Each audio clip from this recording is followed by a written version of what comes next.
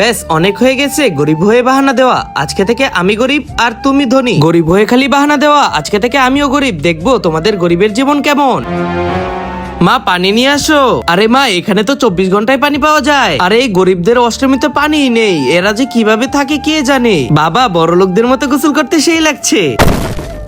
মা, এই প্রথমবার আমরা বাইরে খেতে আসলাম। এই ওয়েটার। ইয়েস ম্যাম, আপনাদের অর্ডার বলুন। মা, উনি তো ওই গরিব মহিলাটা। কি ম্যাডাম, কেমন লাগতেছে আমাদের গরিব জীবন? আপনি তো অনেক কথা বলতেন।